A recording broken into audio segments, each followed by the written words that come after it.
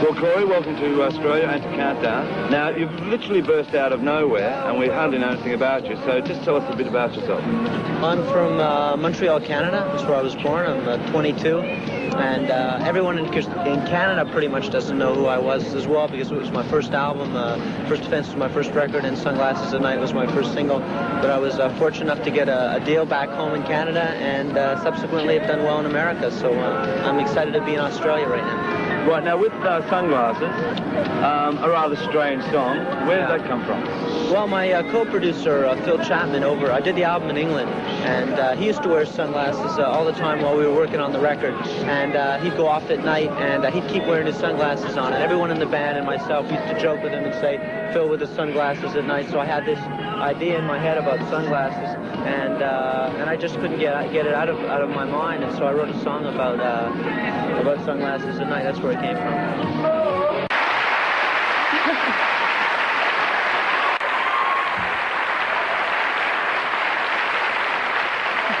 Hey, buddy. Corey Hart.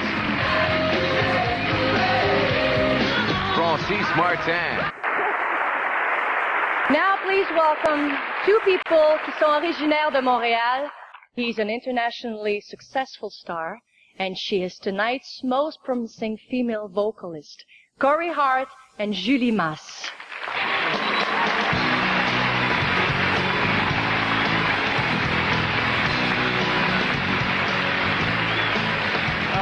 Before we get started tonight, there's two Montrealers up here. I'd just like to, Céline, are you over there?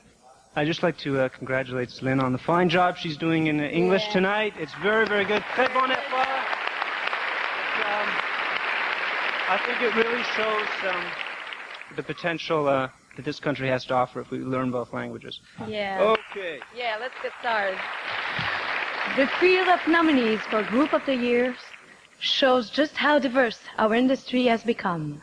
That's true, but you just know that because they're Canadian bands, they have a lot of things in common. Like watching Hockey Night in Canada. That's right. Hockey Night in Canada. Don Cherry and Hockey Night in Canada. Okay. Running out of gas in a van somewhere along the Trans-Canada Highway, or driving through a raging blizzard to play a gig that nobody shows up for. That's right.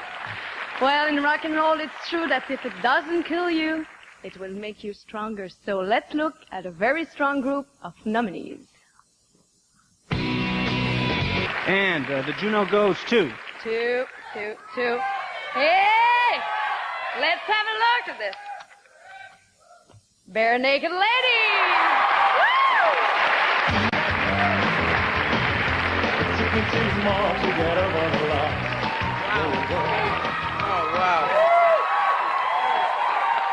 Wow! I just shook Corey Hart's hand. All right. Sit down with Canadian singer Corey Hart to talk about his new remix. Plus, Corey performs his classic hit, It Ain't Enough, live in our studio.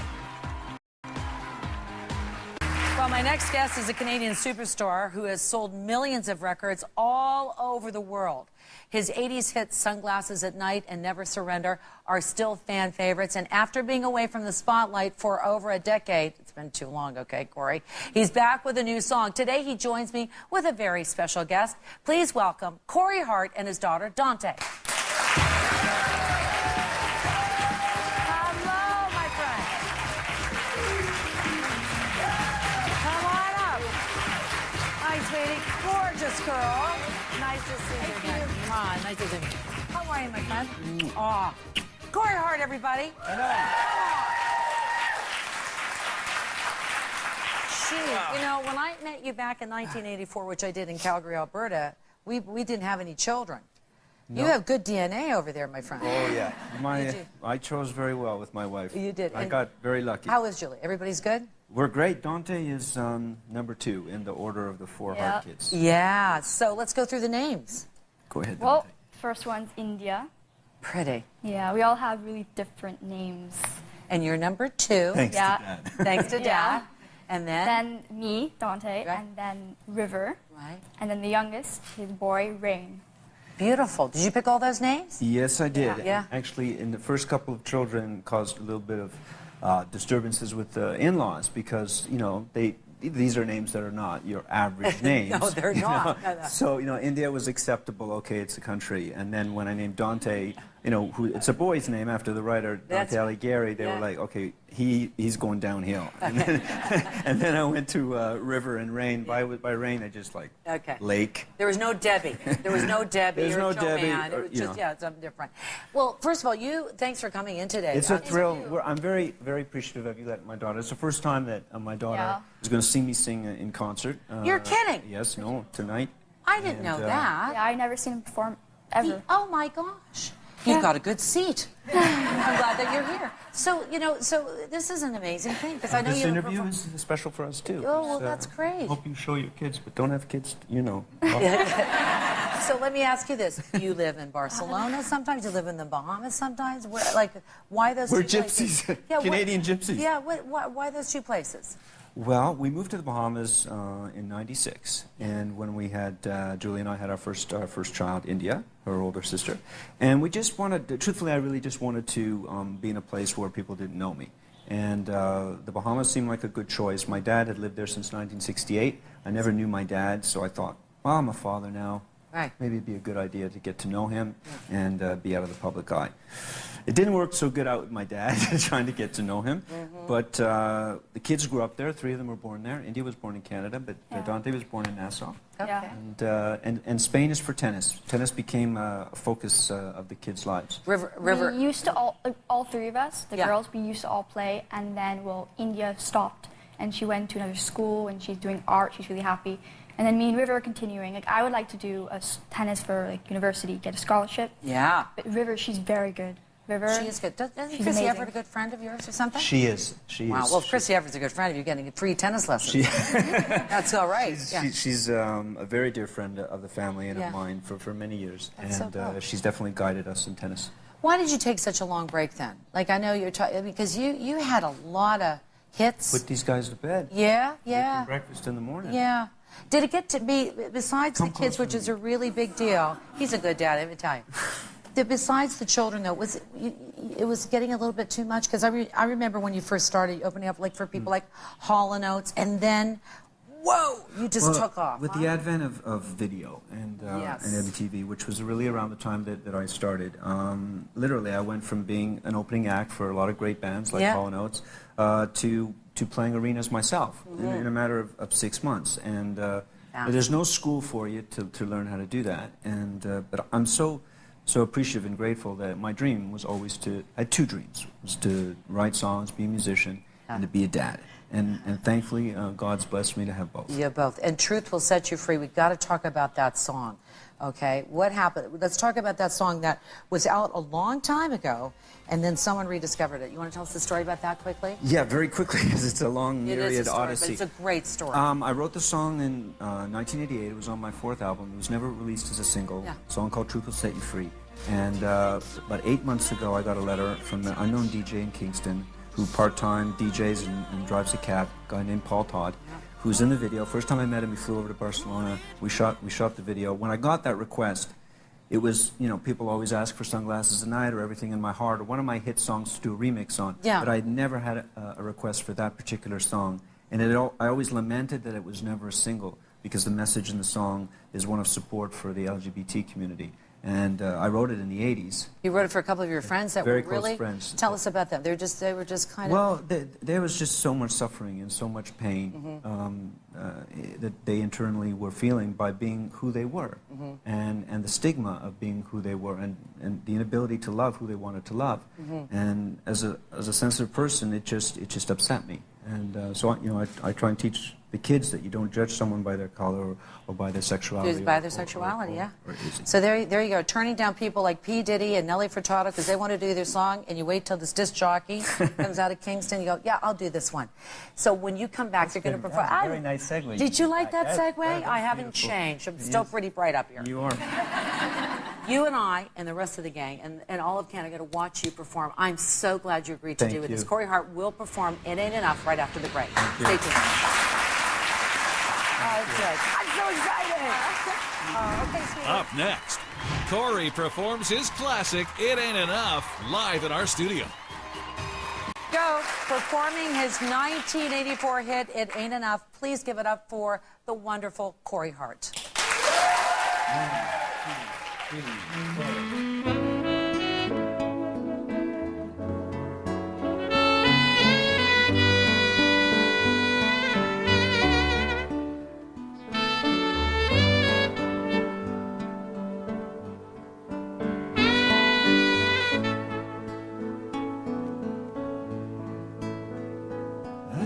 Capture all the love we romantics here.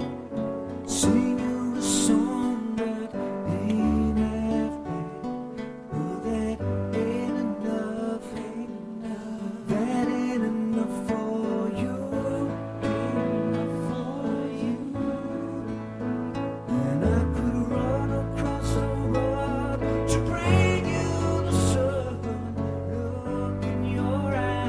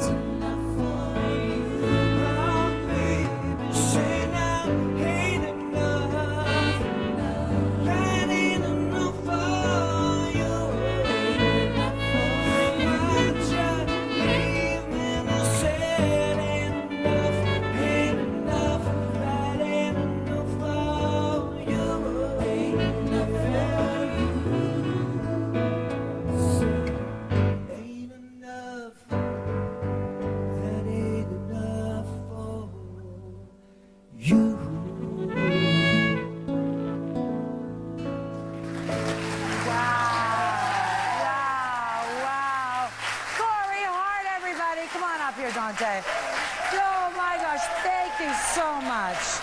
Thank you, darling. Thank you, man. You were outstanding. What you think of your daddy? Your dad is amazing. Thank you to Corey and Dante. Have a great day, everybody. Thanks for watching. See you Monday. Bye. Well done. Thank you. Wasn't that nice? Oh, my girl. That was so good. So good. So good. Thank you. That was really nice. There's a woman. Monday on the show, the Property Brothers return, plus Christine Cushing's guide to the easiest Thanksgiving dinner ever. Corey Hart. Thanks, George. Let's take a look at some people that refuse to quit. Some people miss work when they got a cold or they have a sore throat or got a headache. But here's a guy, Bobby Bond, who played with a broken leg in a Stanley Cup playoff game, scored a goal, and smiled about it after. Remember those Toronto hockey days? Butch Cassidy and the Sundance Kid.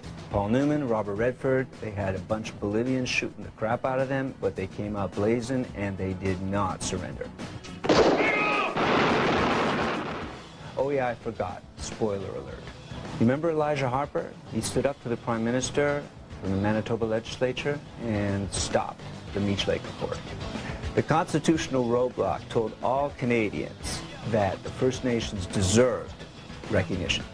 And the top person that never quit, that everybody knows of. Did I just get rickrolled? Is that thing ever gonna quit? Back to you, George. Corey Hart is still wearing his sunglasses at night, but now he's away from the spotlight and living in the Bahamas. And tonight I walked away from everything in 2002. Corey Hart did something most rock stars never dream of. He gave it all up to be a full-time dad. It was really my, final goodbye. It was just a choice that I needed to make at that time, and I don't regret it at all. But now he's back to work behind the scenes with his own record label after signing new artist Marie Christine.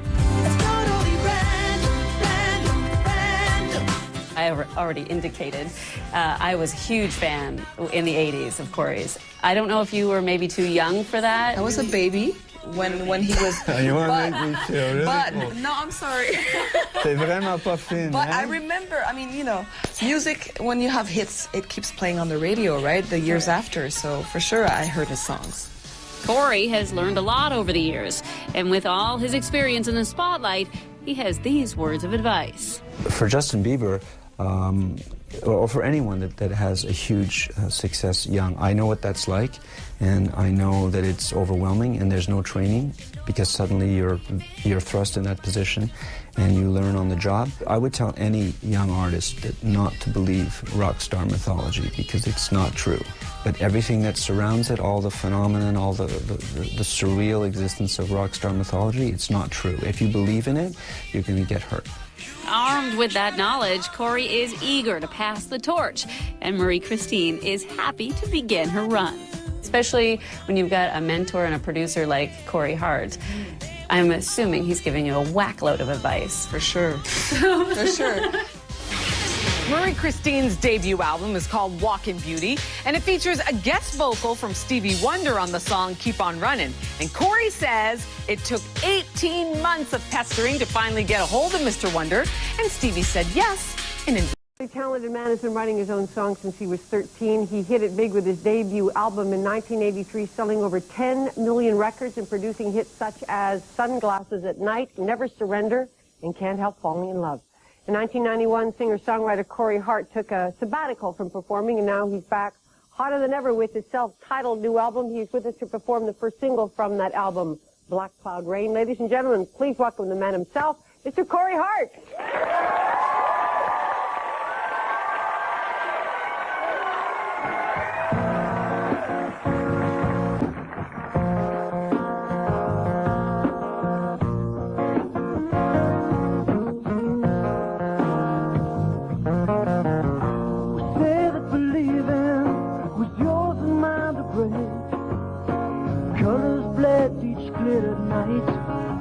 The sky was crying.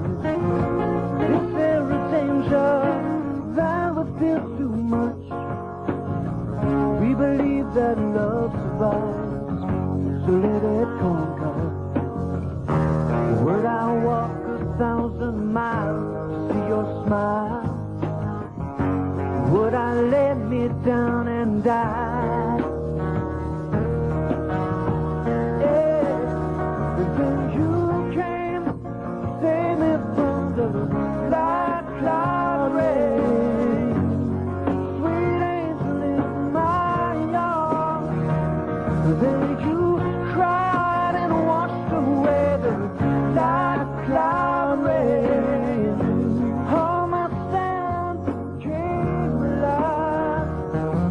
You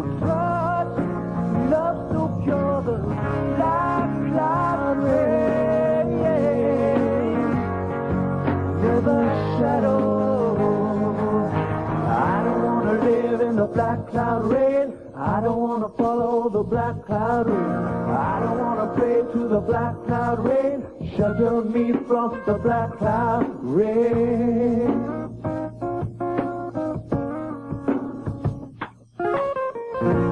There is forgiveness breathing in the world. Ancient souls from ancient times run deeper. We are everything and nothing recognized. Scary monsters on my wall. Hey. Then you came to save me from the black cloud rain. Sweet angel in my arms. Then you cried and washed away the black cloud rain. All my sins came alive. You touched love so pure, the black cloud rain. Never shadow.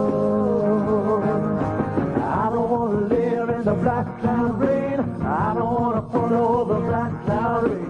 I don't want to pray to the black cloud rain. Shelter me from the black cloud. I don't want to live in the black cloud rain. I don't want to follow the black cloud rain. I don't want to pray to the black cloud rain. Shelter me from the black cloud. I don't want to live in the black cloud rain. I don't want to follow the black cloud rain. I don't want to pray to the black cloud rain. Shelter me from the black cloud rain.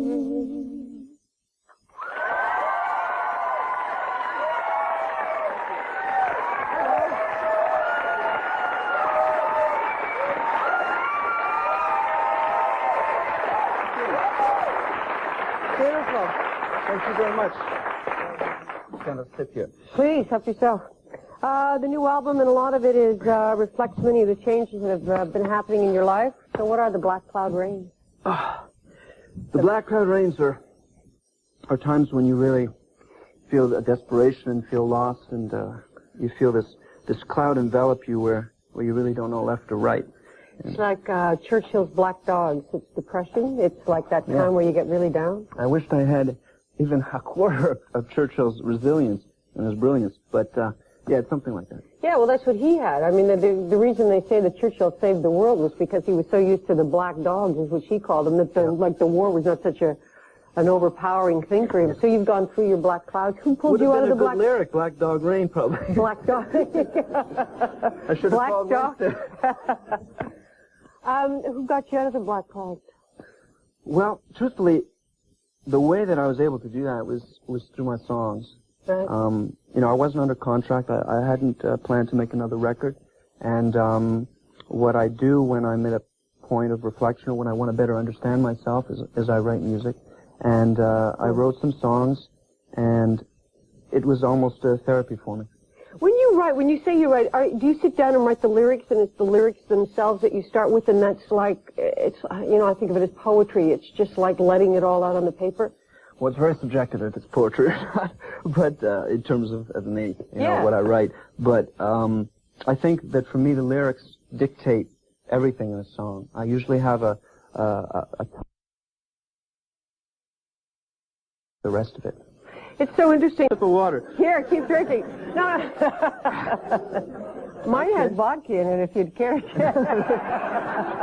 Yeah, go ahead. It's not too much, just enough to kind of... You're safe. Okay. You know, I spent 14 years with this woman, and when we grew up together, and we waged all the battles, you know, as friends and as a couple, and her spirit, you know, is pervasive through the album. There are songs written about her and written about the experience that I went through, you know, when we were no longer together. And it just seemed very natural to me and very, very right for me to do something like that. I don't feel it's credit. It's just something that felt appropriate and right in my heart. Yeah, what I admire about that is that oftentimes when people break up, they're so disparaging of this person that they've spent so much time with and were so much in love with, and all of a sudden they're like, they talk about them in such negative terms. Yeah. So I respect that.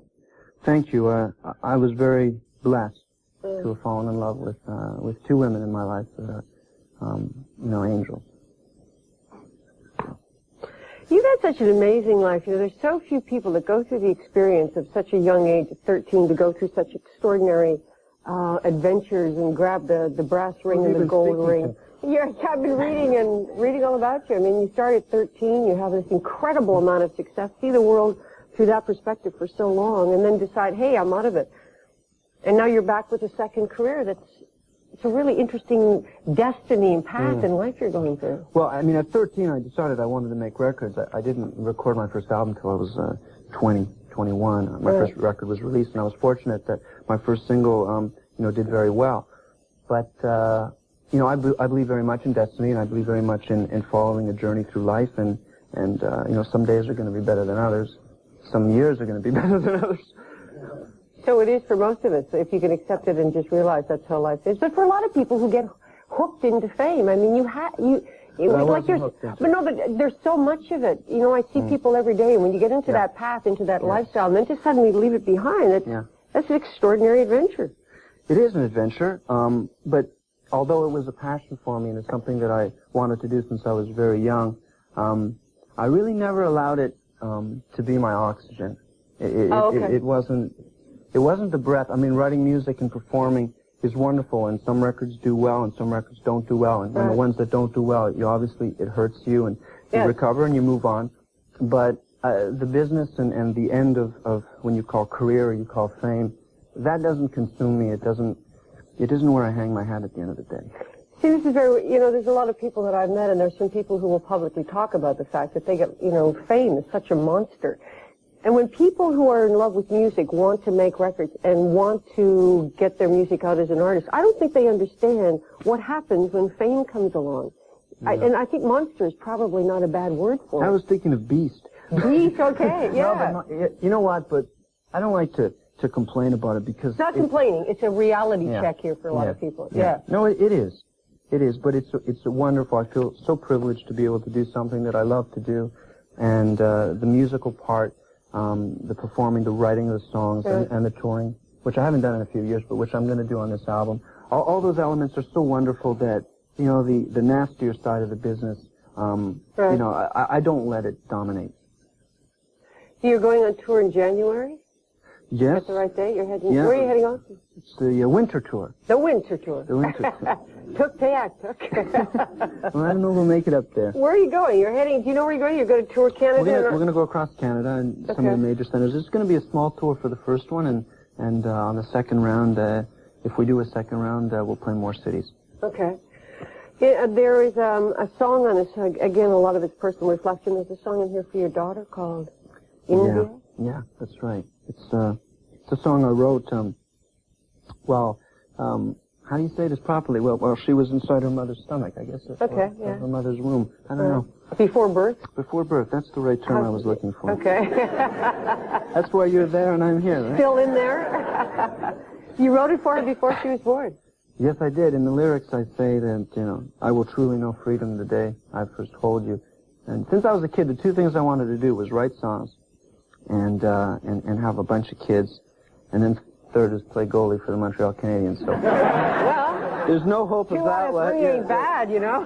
It is. That's what Meatloaf said. You've got a TV special coming up in November. I do. Have you done it all? We just shot it the last 5 or 6 days we've been working on it. It's going to air in mid to the end of November, and it's almost a retrospective. We're doing about 6 songs from the new album and about 4 or 5 of my older hits in an unplugged kind of fashion, and it was nice. I enjoyed it. How many languages do you speak? 20. Yeah, you are brilliant. This guy's totally amazing. 3 or 4? No, I speak English. No, I speak 3 languages. I speak English, and when I was a kid, I lived in Spain and Mexico, so I learned Spanish, and my French. I was always really shy to do interviews in Quebec because my French I didn't feel was good enough, and in the last few years I've had a lot of practice, and my French is at a level where I feel much more comfortable. So 3 is a long-winded answer. Last question, or long question. When you sing, it seems to me that you are very, very comfortable with your voice and with the act of singing. sometimes when I watch people perform, there's a consciousness of doing it.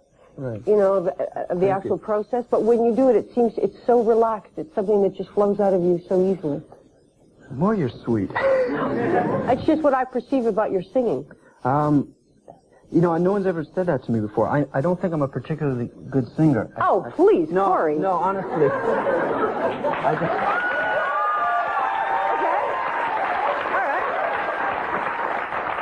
See the guy over there? Yeah, the guy in the corner? His name is, get a shot of him. That's Dorian Sherwood. Dorian Sherwood, yeah. That is a good singer. That man has talent. That's interesting you say that. If I have any strength, I think I'm an okay songwriter. I think that's where my Excuse me? I can't sing, and I'm an okay songwriter? Well, Corey, I got some news for you, okay? It's a bulletin. You're an incredible lyricist, and your voice is wonderful. It just happens to be my opinion.